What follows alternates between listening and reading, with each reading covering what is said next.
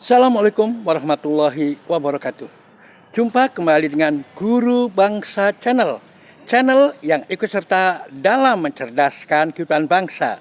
Bagi Anda yang belum subscribe, silahkan subscribe, klik like and share agar manfaat dari konten ini dapat tersebar lebih luas. Juga kita berharap agar sharing konten bermanfaat ini bisa mendapatkan pahala amal jariah dari Allah Subhanahu wa Ta'ala. Amin ya Robbal Alamin. Saudara, jumpa kembali di hari Jumat pagi, dan seperti biasa kita akan mengikuti pengajian Majelis Cahaya Iman di Pondok Pesantren Budi Mulia, Jalan Kaliurang, KM 8, Yogyakarta. Selamat mengikuti dan tonton sampai tuntas sehingga tidak gagal paham. Terima kasih. Bahwasanya apa yang diceritakan, yang dikisahkan dalam Al-Quran maupun dalam Sunnah yang kadang-kadang keluar dari kebiasaan, yaitu memang tugas kita sifatnya yakin, Bu. Karena memang sahih riwayatnya. Luar biasa itu kan karena kita memakai nalar kita yang terbatas itu. Sedangkan bagi Allah Subhanahu wa Ta'ala apa yang tidak mungkin, ya.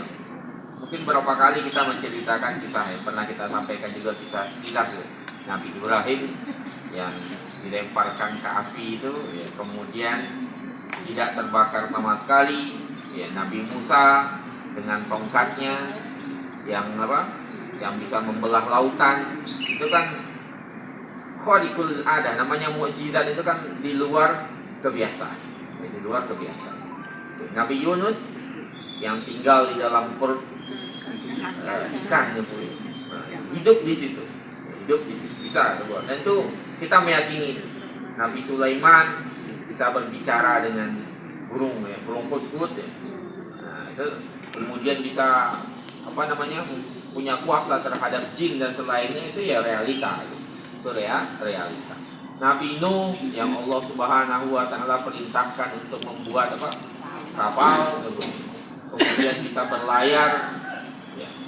Kemudian ditaruh di gunung, kemudian ketika itu kita percaya semua itu, ya. Ismail diganti dengan domba, ya, semua itu realita. Ya, jadi apapun kisah-kisah yang sahih dari Al-Quran dan Sunnah, itu tugas kita memang percaya ketika itu, percaya.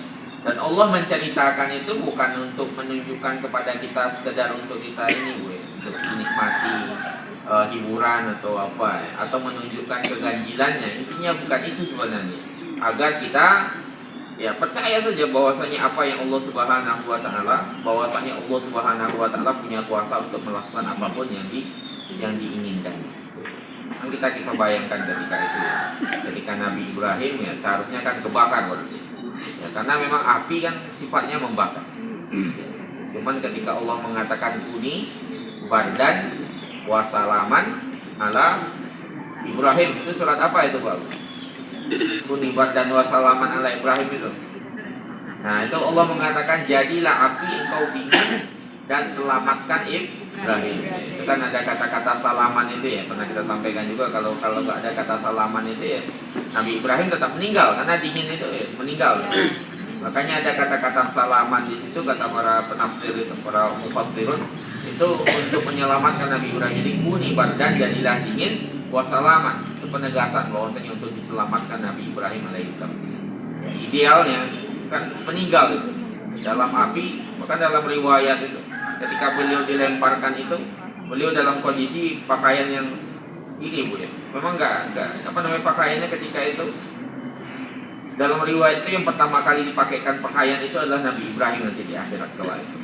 Ya, karena beliau ketika dilemparkan itu dalam kondisi mungkin pakaian terbatas gitu. Beberapa riwayat menjelaskan seperti itu.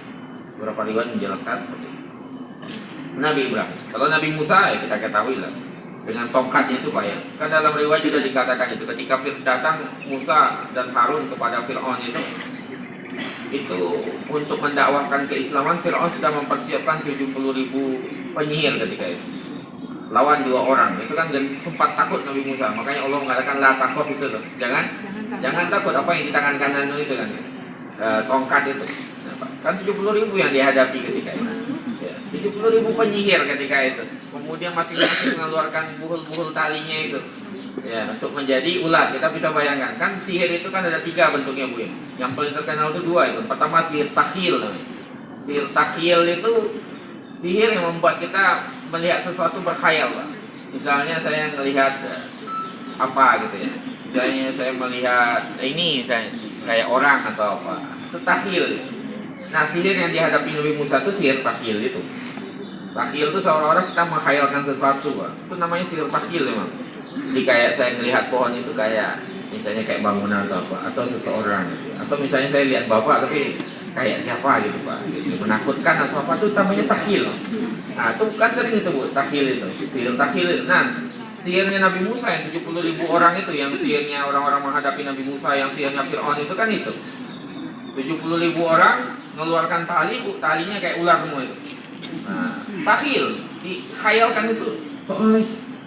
Cuman kan Nabi menakutkan itu 70.000 orang itu. Ya, cuman kan gitu. Allah mewahyukan kepada Nabi Musa tongkatnya itu. Nah, keluar ular beneran kan gitu. Ya, pernah kita sampaikan juga ya bahwasanya yang tahu tukang sihir itu ya sihir kan gitu, tukang sihir juga. Tukang sihir itu karena mereka tukang sihir, mereka tahu itu sihir beneran atau enggak gitu. Ketika melihat tongkatnya Nabi Musa itu ular beneran, ya mereka, wah ini bukan sihir ini, gitu. Ini bukan sihir, karena mereka yang keluarkan sihir, khayalan mereka, ya, khayalan. Maka ketika itu kan 70.000 orang itu kan beriman ketika itu, sujud.